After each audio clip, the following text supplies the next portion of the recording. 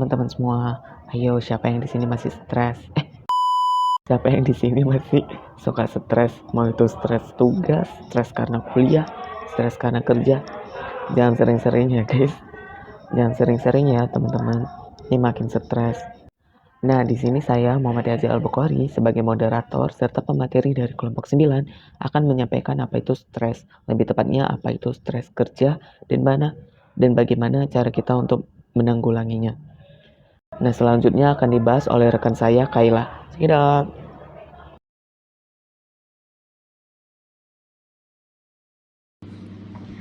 Nah, di sini saya akan menjelaskan yang pertama yaitu definition of stress kerja. Stres merupakan respons saat seseorang mengalami berbagai tuntutan, ancaman, atau tekanan yang dapat merubah perilaku dan kondisi berpikir seseorang. Stres dapat menyebabkan perubahan baik secara fisik maupun emosional atau psikis. Nah, definisi kerja menurut para ahli yaitu yang pertama ada definisi stres menurut Irham Fahmi, yang mendefinisikan bahwa stres adalah suatu keadaan yang menekan diri dan jiwa seseorang di luar batas kemampuannya. Sehingga, jika terus dibiarkan tanpa ada solusi, maka akan berdampak pada kesehatannya. Stres tidak timbul begitu saja, namun sebab-sebab stres akan timbul diikuti oleh faktor-faktor peristiwa yang mempengaruhi kejiwaan seseorang, dan peristiwa itu terjadi di luar dari kemampuannya, sehingga kondisi tersebut telah menekan jiwanya. Nah, selanjutnya yaitu menurut King, yang mendefinisikan bahwa stres kerja adalah suatu kondisi ketegangan yang menciptakan adanya ketidakseimbangan baik fisik maupun psikis, serta mempengaruhi emosi, proses berpikir, dan kondisi seorang karyawan. Stres pada pekerjaan atau job stress adalah pengalaman stres yang berhubungan dengan pekerjaan.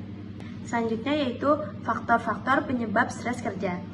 Faktor ini ada dua, yaitu berdasarkan kelompok dan organisasi, yang kedua yaitu berdasarkan individu.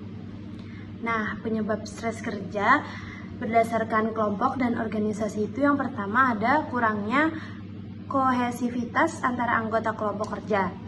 Ini maksudnya yaitu jika kita ada masalah dengan anggota kelompok yang lain menyebabkan kita jadi malas untuk bekerja karena kita ada masalah dengan suatu anggota dari kelompok kita. Nah, yang kedua yaitu budaya organisasi. Selanjutnya, faktor penyebab stres kerja yaitu berdasarkan individu. Yang pertama yaitu ada konflik peran atau role konflik yang terjadi ketika seseorang dituntut untuk memiliki tanggung jawab ganda. Yang kedua yaitu ada beban kerja berlebihan atau overload yang terjadi manakala jumlah pekerjaan yang diberikan tidak sesuai dengan beban kerja yang sebenarnya.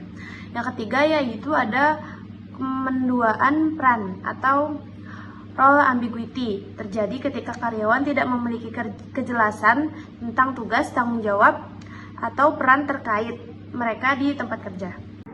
Nah, selanjutnya ada teknik yang efektif nih untuk mengurangi stres kerja. Yang pertama, kita bisa memanajemen waktu, dimana ini penting banget ya teman-teman. Kita memanajemen waktu personal dan kerja. Lalu ada latihan fisik.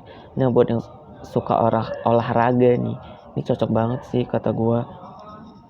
Selanjutnya ada relaksasi atau bersantai. Nah, ini tuh penting juga karena kalian tuh harus bisa mensisipkan waktu untuk bersantai atau berelaksasi. Jadi nggak kerja terus jenuh, sumpah. Selanjutnya memperluas jaringan dukungan sosial. Nah, kalian tuh juga butuh support dari orang lain agar membangkitkan motivasi dan jauh dari stres kerja. Nah, lalu ada makan makanan yang disukai. Nah, kayak aku nih, aku suka coklat. Itu walaupun stres, kalau udah makan coklat ya balik lagi moodnya. Nah, terus ada kita meningkatkan komunikasi dengan orang-orang karyawan-karyawan lain. Jangan ada seleng-selengan deh, itu nanti makin stres. Lalu ada program kesehatan. Nah, perusahaan juga penting banget nih membuat program kesehatan seperti ini untuk karyawan-karyawannya. Dan ada konseling. Nah, itu kayak kita waktu SD, SMP, SMK, konseling tuh butuh banget ya guys, agar atasan tuh tahu masalah kita tuh apa.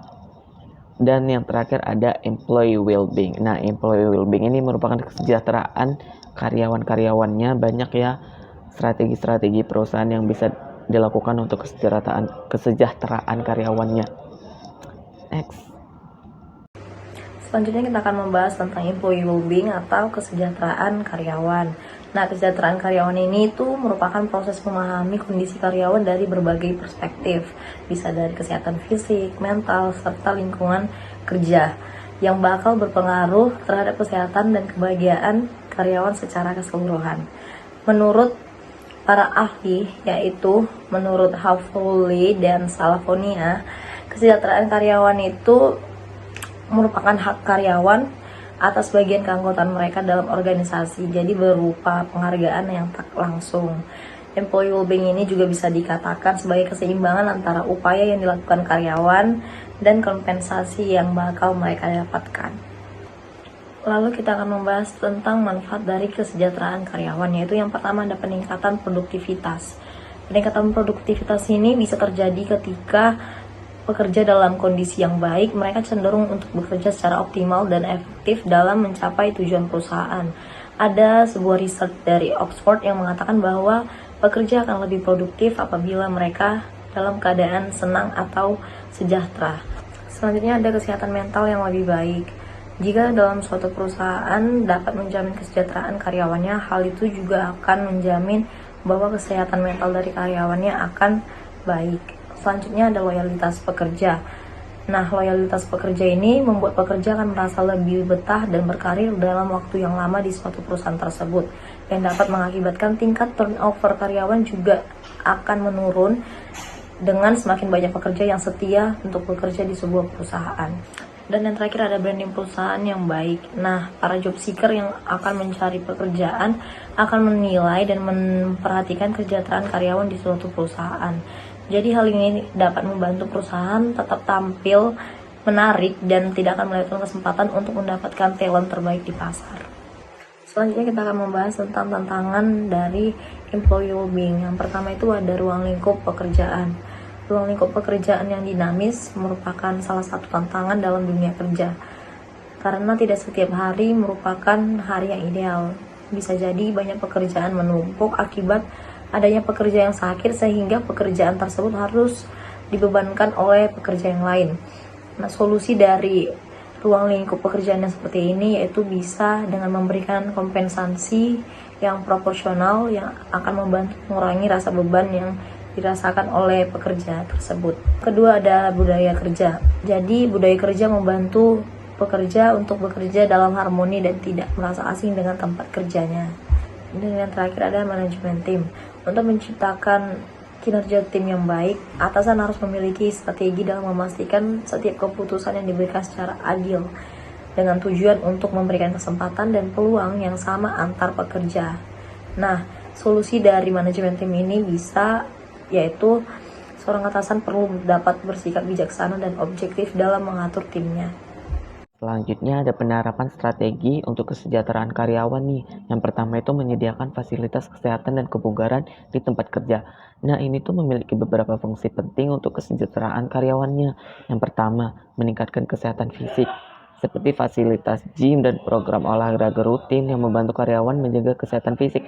Nah, untuk Twitter sendiri itu ada kelas yoga di mana itu mengembangkan budaya organisasi yang bikin karyawannya termotivasi untuk lebih produktif. Dan ini juga bisa mengurangi stres, peningkatan produktivitas, moral dan kepuasan kerja. Selanjutnya ada pelatihan dan pengembangan keterampilan yang memiliki fungsi untuk kesejahteraan karyawan juga nih. Nah, ini tuh meningkatkan keterampilan dan kinerja. Jadi dengan pelatihan membantu karyawan mengasah keterampilan yang diperlukan untuk tugas mereka, meningkatkan efisiensi dan efektivitas kerja. Lalu ini juga meningkatkan motivasi, kepuasan kerja, dan adaptabilitas. Lalu yang ketiga ada menyediakan program dukungan psikologis. Nah, seperti Employee Assistance Program atau EAP yang memiliki beberapa fungsi penting untuk kesejahteraan karyawannya. Nah, yang pertama tuh ada dukungan kesehatan mental. EAP ini memberikan akses ke konseling bagi karyawan yang menghadapi stres, kecemasan, atau masalah emosional lainnya yang membantu mereka mengatasi tantangan ini secara profesional. Lalu, ini juga mengurangi absensi di mana karyawan yang mendapatkan dukungan psikologis cenderung memiliki tingkat absensi yang lebih rendah karena mereka dapat mengelola masalah pribadi dengan lebih baik karena konseling ini. Lalu selanjutnya itu ada mewujudkan budaya organisasi yang positif. Nah, seperti kataku tadi, Twitter ini juga menciptakan budaya organisasi yang positif, di mana ini menciptakan